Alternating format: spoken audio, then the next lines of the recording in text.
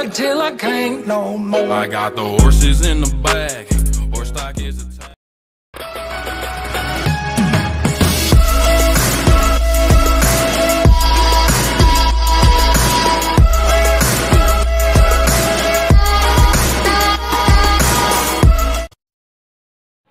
Hello everyone, I am Saubhagya and this is part 4 of set theory, and today we will study Venn diagrams. And before starting, I would like to tell you to please subscribe to my channel, and if you like this video, please hit the like button. So Venn diagrams, these Venn diagrams एक तरह का tool है which helps us to visualize the relationships between sets. ये एक तरह का you could say एक method है, जस्ट लाइक हमने सेट बिल्डर फॉर्म और रोस्टर फॉर्म पढ़ी थी जिससे हम सेट्स को रिप्रेजेंट करते थे, वैसे ही वेन डायग्राम्स भी एक फॉर्म है जिससे हम सेट्स को रिप्रेजेंट करते हैं. This concept was given by the British mathematician John when. उन्होंने हमें ये नया मेथड बताया था जिसमें हम ग्राफिकली सेट्स को रिप्रेजेंट कर सकते हैं. तो इसकी दो बेसिक नोटेशंस हैं. ये रेक्टेंगल यूज़ करते हैं हम यूनिवर्सल सेट्स को रिप्रेजेंट करने के लिए. तो यूनिवर्सल सेट्स के लिए हम रेक्टेंगल यूज़ करते हैं, और जो ये सर्कल्स हैं ये हम यूज़ करते हैं वेरियस सेट्स को रिप्रेजेंट करने के लिए. Now let us understand with some illustrations. So A अगर सबसेट है यू का, तो इसको हम कैसे ग्राफिकली शो कर सकते हैं? तो इसको हम ऐसे बना सकते हैं. यू तो हमें पता है रेक्टेंगल है, तो हमने यू को शो करने के लिए रेक्टेंगल बना दिया, और ए को हम एक सेट है तो ए को शो करने के लिए हमने एक सर्कल उस रेक्टेंगल के अंदर बनाया. तो इससे क्या पता चला कि ए यू के अंदर है, यानी A lies within the elements of U, so A is a subset of U. अच्छा, इसको थोड़ा और कॉम्प्लेक्स करते हैं. यू के अलावा हम दो सेट्स लेके आते हैं, ए एंड बी. अब ए सबसेट है बी का, बट ए और बी इक्वल नहीं है, ये दोनों दिखाने हैं. तो चलो पहले ए और बी, पहले हम यू को तो बनाएं. ये हमारा यू हो गया यूनिवर्सल सेट. फिर इसके अंदर हमने एक सर्कल बनाया ए, ठीक है. फिर हमने बताना है कि ए सबसेट है बी का, लेकिन ए और बी इक्वल नहीं है. मतलब ए बी के अंदर तो लाई करता है लेकिन बी ए के अंदर नहीं लाई करता. तो हम इसको शो करने के लिए एक बड़ा सर्कल बनाएंगे जिसके अंदर ए लाई करेगा. तो अब देखिए, ए बी का सबसेट है, पर ए और बी इक्वल नहीं, क्योंकि बी ए के बाहर भी बी में कुछ एलिमेंट्स लाई करते हैं. सो आप देख सकते हैं कैसे ये ग्राफिकल मेथड हमें बहुत ईजिली डिपिक्ट कर पाता है सेट्स को. Now let us look at the third example of illustration. अब यहाँ पे हमें A is a subset of B दिखाया हुआ है, लेकिन ये अब ये क्या चीज़ है? ये नया एलिमेंट है, इसके भी ऊपर ही एक डॉट है. इसको मैं आगे एक्सप्लेन करूँगा, बट अभी इसको आपको मैं बताने के लिए कहूँ, ये कहते हैं ए कॉम्प्लीमेंट. अब ए कॉम्प्लीमेंट क्या होता है? सिंपल भाषा में अगर कहें, ए के अलावा जो भी एलिमेंट बी में है उसे हम ए कॉम्प्लीमेंट कहेंगे, ठीक है. ए के अलावा जो भी एलिमेंट. तो अब इस सर्कल के अंदर ये ए है, ए के अलावा बी में क्या क्या है? ये सारे एलिमेंट्स हैं. देखिए, मैं ए को शेड नहीं कर रहा, लेकिन पूरे बी को भी नहीं कर रहा हूँ. मैं ए को छोड़ के जितने भी बी के एलिमेंट्स हैं उन सबको शेड कर रहा हूँ. ये shaded region represents A complement, जिसको हम ऐसे रिप्रेजेंट करते हैं. इसको मैं और डिटेल में भी एक्सप्लेन करूँगा जब हम थोड़े से आगे बढ़ जाएंगे इस वीडियो में. Now let us consider an example. Let A be a set in which 1 2 3 4 उसके एलिमेंट्स हैं, और B is a set in which 3 4 7 8 are its elements. So represent these two sets in a Venn diagram. तो अब इसमें हम बनाते हैं इसका वेन डायग्राम. ये हमारा हो गया यूनिवर्सल सेट, ये हमारा सेट ए हो गया. अब देखिए, ए सेट और बी सेट में 3 4 कॉमन है. ये देखिए, तो कॉमन है, तो दोनों में जो कॉमन रीजन है होने के कारण हम इसको बीच में इंटरसेक्ट करवाएंगे. और इस कॉमन रीजन में जो इन दोनों के कॉमन एलिमेंट्स हैं 3 4 उनको लिखेंगे, और जो कॉमन नहीं है उनको अलग से दिखाएंगे।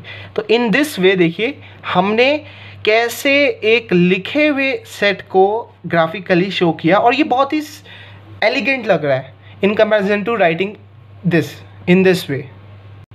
सो after understanding Venn diagrams, now let us move on to some big stuff. अभी तक हम जो सेट्स थ्योरी में पढ़ रहे थे वो बहुत ही ज़्यादा बेसिक लेवल का, फ्रेमवर्क लेवल की चीज़ें थी। अब हम कुछ बेसिक ऑपरेशंस के बारे में सीखेंगे जो सेट थ्योरी में यूज होते हैं। ऑपरेशंस को आप जस्ट लाइक समझ सकते हैं जैसे हमारे नंबर्स के पर्सपेक्टिव में ऑपरेशंस क्या होते हैं, एडिशन हो गया, सब्ट्रैक्शन हो गया, मल्टीप्लिकेशन हो गया, डिवीजन हो गया। वैसे ही सेट थ्योरी में भी कुछ अपने ऑपरेशंस होते हैं। So just like addition multiplication के कारण दो रियल नंबर से जोड़ के या कुछ ऑपरेशन के बाद कुछ नया रियल नंबर बनता है, वैसे ही सेट्स के ऑपरेशंस के कारण एक नया सेट बनता है जब हम 2 या 3 सेट के बीच में कुछ ऑपरेशंस लगाते हैं। अब वो कौन से ऑपरेशन है उनको हम समझेंगे।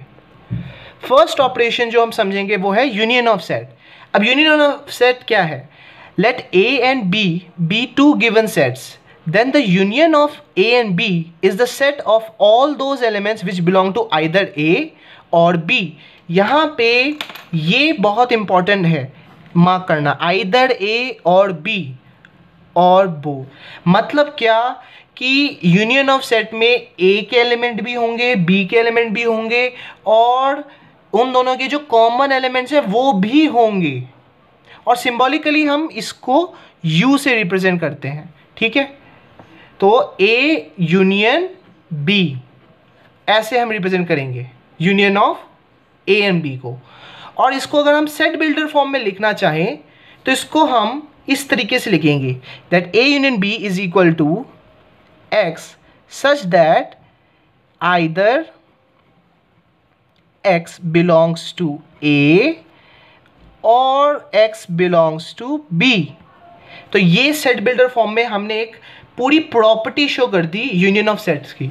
दिस इज द प्रॉपर्टी जो होल्ड कर रहा है यूनियन ऑफ सेट्स। चलो अब इसको एक इलस्ट्रेशन से समझते हैं। If A equals to 1 2 3 4 and B equals to 2 3 6 7 9 then A union B क्या होगा? जैसे मैंने बताया कि A यूनियन B में A के सारे एलिमेंट और B के सारे एलिमेंट होंगे और इन दोनों के कॉमन एलिमेंट भी होंगे। तो पहले A के एलिमेंट लिख देते हैं 1 2 3 4। अब 2 3 दोनों में कॉमन है तो 2 3 को हम रिपीट नहीं करेंगे, और जो उसके अलावा B में एलिमेंट है जैसे 6 7 9 उनको भी लिख देंगे।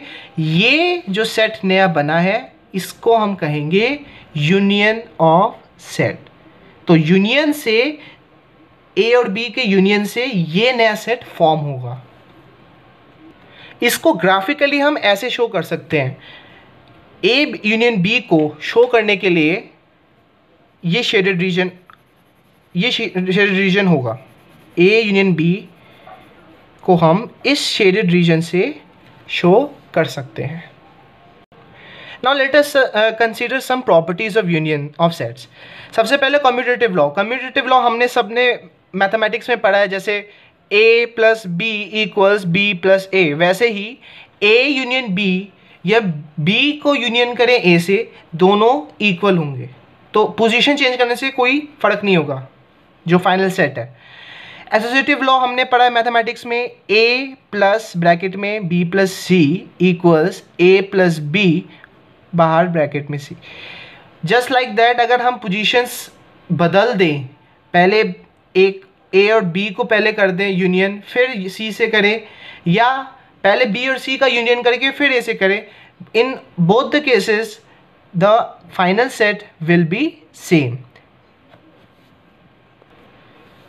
थर्ड लॉ है आइडेम्पोटेंट लॉ। अब ये लॉ क्या कहता है? इट डिनोट्स दैट कि an element of a set which is unchanged in value when operated on itself। मतलब सिंपल भाषा में क्या कहें कि अगर A के साथ एक ऊपर मैं उसी के साथ ऑपरेशन लगाऊं तो कोई भी एलिमेंट नहीं बदलेगा। मतलब अगर मैं A का यूनियन A के साथ करूं तो मुझे आंसर में A सेट ही मिलेगा। बहुत कॉमन सेंस का ये लॉ है, ठीक है। फोर्थ लॉ कहता है law of identity element. Identity element इस केस में हमारा नल सेट है। अच्छा, आइडेंटिटी से हमारे दिमाग में क्या आता है? बेसिकली आइडेंटिटी एलिमेंट का मतलब क्या है कि कोई एक ऐसा एलिमेंट जिसको अगर हम किसी भी सेट के साथ ऑपरेशन में लगाएं तो हमें सेम सेट मिल जाए। तो ए को हम किस सेट के साथ जोड़ें कि हमें वापस ए मिल जाए? तो वो होगा हमारा नल सेट। अगर ए को हम किसी में ना जोड़ें, यानी ज़ीरो में जोड़ें, तो हमें ए ही मिलेगा, कोई नया एलिमेंट होगा ही नहीं। तो ये हमारा आइडेंटिटी एलिमेंट है, लॉ ऑफ आइडेंटिटी एलिमेंट। फिर लॉ ऑफ यूनिवर्सल सेट क्या कहता है कि अगर ए का यूनियन हम यूनिवर्सल सेट के साथ करें तो यूनिवर्सल सेट ही मिलेगा। ए को यूनिवर्सल सेट के साथ मिलाएंगे तो यूनिवर्सल सेट ए से बड़ा है, तो हमें एंड रिजल्ट में यूनिवर्सल सेट ही मिलेगा। So this is all about union of sets. Now let us consider the second operation, which is intersection of sets. अब ये क्या कहता है? Let A and B be two given sets. Then the intersection of A and B is the set of elements which belong to both A and B. मतलब कि intersection क्या करता है? दोनों A और B के बीच में जो common elements हैं उसका एक set बनाता है in final answer. और इसका symbol है ये उल्टा U. So intersection of A and B को हम ऐसे लिखेंगे, ए इंटरसेक्शन बी, इसको हम ऐसे रीड करेंगे। और सेट बिल्डर फॉर्म में इसको हम कैसे डिफाइन करेंगे? That A intersection B is equal to x such that x belongs to A and x belongs to B. ठीक है, तो ये हमने इस पूरे इंटरसेक्शन ऑफ सेट्स की प्रॉपर्टी लिख दी। So basically intersection of set क्या करता है? ए और बी के बीच में जो कॉमन एलिमेंट्स हैं उनको निकाल के एक अलग सेट बनाता है। Now let us understand with N illustration. If A is a set of elements 1 2 3 6 9 18, जो कि हमें पता है फैक्टर्स ऑफ 18 है, और B is a set of elements 1 2 3 4 6 8 12 24, जो कि हमें पता है फैक्टर्स ऑफ 24 है, देन ए इंटरसेक्शन बी क्या होगा? ये होगा, अब देखिए इन दोनों में कॉमन क्या है? 1 2 3 1 2 3, तो 1 2 3 1 2 3 कॉमन है, 6 कॉमन है, 9 इसमें नहीं है, 18 भी इसमें नहीं है, तो हमारा कॉमन क्या क्या है? 1 2 3 और 6।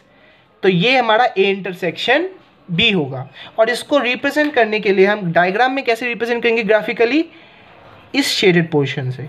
देखिए यहाँ ए और बी दोनों एक दूसरे को ओवरलैप कर रहे हैं। This portion will represent A intersection B.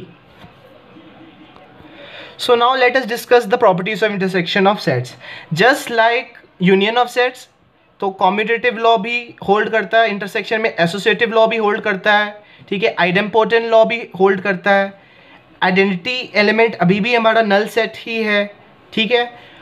और हमारा यूनिवर्सल सेट का जो लॉ है बस ये थोड़ा सा डिफरेंट है। वो क्या कहता है? ए इंटरसेक्शन यूनियन हमें ए ही देगा। ए और यूनियन, क्योंकि यूनियन के अंदर ही ए आता है, तो यूनियन और ए के बीच में कॉमन ए ही आएगा। सो इसको मैं दोबारा रिपीट नहीं करूँगा क्योंकि हमने यूनिवर्सल सेट में देखा है ये सेम आइडेंटिटीज, ये सेम लॉज वर्क करते हैं। Now distributive law involving both union and intersection, ये लॉ बहुत इंटरेस्टिंग है और बहुत इंपॉर्टेंट है हमारे इस कंसिडरेशन के लिए, ठीक है। यानी involving both union and intersection. यहाँ देखिए इंटरसेक्शन है, ये यहाँ यूनियन है, यहाँ यूनियन है, यहाँ इंटरसेक्शन है। तो ये जो फॉर्मूला बना है इसको आपको देखिए एक तो तरीका है मेमोराइज करने का, लेकिन मेमोराइजेशन हर वक्त आपको लॉन्ग टर्म में हेल्प नहीं करेगी। तो मैं इसको एक ऐसी आइडेंटिटी से आपको दिखाता हूँ, डिस्ट्रीब्यूटिव लॉ की आइडेंटिटी जो हमने नंबर्स में यूज़ की है, जैसे a इंटू बी प्लस सी। ये हमने डिस्ट्रीब्यूटिव लॉ पढ़ा है ना छोटी क्लासों में। क्या होता था? a b से मल्टीप्लाई हो जाता था, प्लस का साइन आ जाता था, और a c से भी मल्टीप्लाई हो जाता था। सो जस्ट लाइक दैट, जैसे मैंने ये सिंबल्स को ऐसे रिप्रेजेंट किया है, just like that A intersection B union C, पहले ए इंटरसेक्शन बी हो जाएगा, बीच में यूनियन का साइन, फिर ए इंटरसेक्शन सी हो जाएगा। एंड सिमिलरली इसको भी मैं इसी तरीके से आपको दिखा सकता हूँ। These both sets work just like the distributive law we have studied in number systems. ठीक है, तो इसको आप मेमोराइज इजीली कर सकते हैं।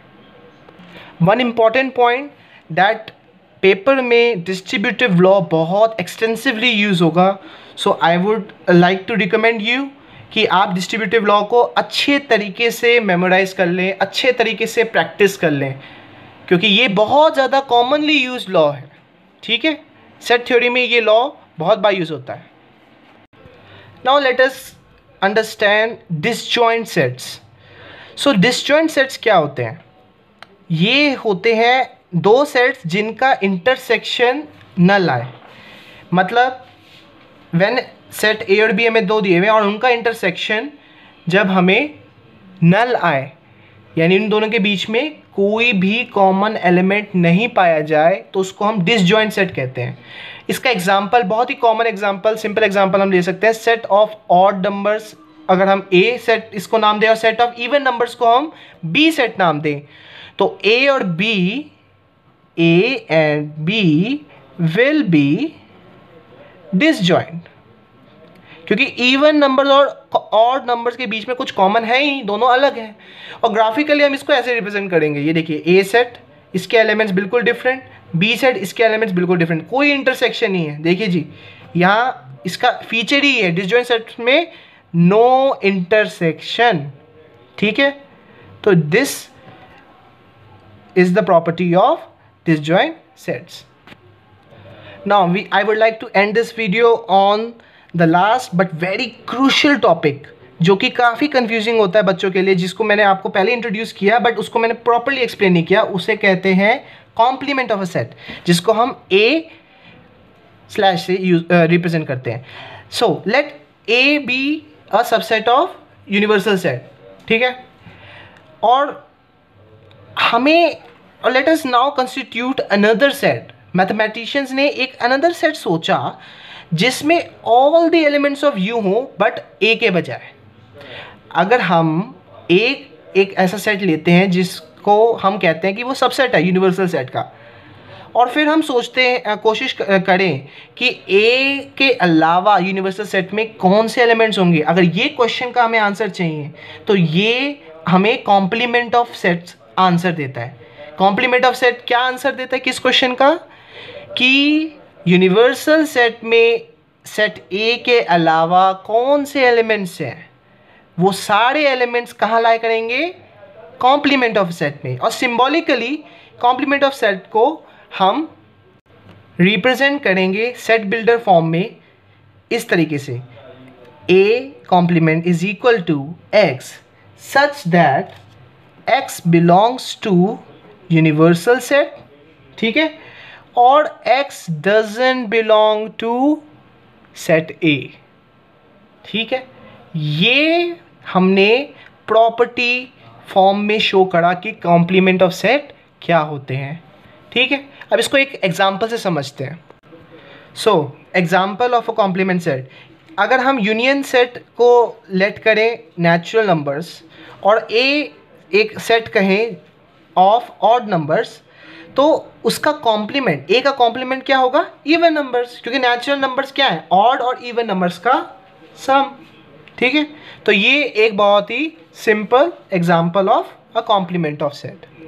Now let us finish up by understanding the properties of complement of set. बहुत सिंपल है, अगर यूनियन सेट ए सेट का सबसेट हो जाएगा, ठीक है, तो फिर कॉम्प्लीमेंट में कुछ बचेगा ही नहीं, क्योंकि ए के अंदर ही यूनियन आ गया, तो फिर कॉम्प्लीमेंट सेट में कुछ भी नहीं होगा, वो होगा नल सेट। सेकंड, अगर हम ए और ए के कॉम्प्लीमेंट को यूनियन करें, यूनियन ऑपरेशन लगाएं, तो हमें यूनिवर्सल सेट मिलेगा। और अगर हम ए और ए के कॉम्प्लीमेंट में इंटरसेक्शन का ऑपरेशन लगाएं तो हमें नल सेट मिलेगा। और ये दो बहुत इंपॉर्टेंट लॉज हैं, ये बार बार आ सकते हैं और ये काफ़ी कंफ्यूजिंग हो जाते हैं कई बार बच्चों के लिए, तो ये आपको दोनों याद रखने हैं। इन लॉ को हम क्या कहते हैं? Complement laws. ठीक है, last is very easy to understand, very logical mathematical observation. वो क्या है कि अगर A कॉम्प्लीमेंट का हम कॉम्प्लीमेंट लें तो हमें फिर से सेट A ही मिल जाएगा, क्योंकि देखिए A कॉम्प्लीमेंट क्या है, सेट A के अलावा जो चीज़ें हैं अगर हम उसका कॉम्प्लीमेंट लेंगे, यानी जो अलावा वाली चीज़ों के छोड़ के जो चीज़ें बची हैं वो फिर क्या बचा, A ही तो बचा था जिसके अलावा हमने चीज़ें पकड़ी थी, तो उसका अलावा वाली चीज़ों को हम छोड़ेंगे तो हमें फिर वही A सेट मिल जाएगा. So complement of a complement of a set gives the original set back. So आज हमने दो बेसिकली ऑपरेशंस सीखे, union of sets and intersection of set. फिर हमने कॉम्प्लीमेंट ऑफ सेट पढ़ा, डिसजॉइंट सेट पढ़ा, और सबको यूनियन और सारी चीज़ों को हमने वेन डायग्राम्स के थ्रू थोड़ा बहुत अप्लाई करना सीखा. So thank you everyone, and do subscribe to my channel, and if you like this video please like it and share it with your friends, because a lot of effort goes while making such videos. And if you have any suggestions or comment, please give your comments, give your views in the comment section. So this is all for today. Bye bye.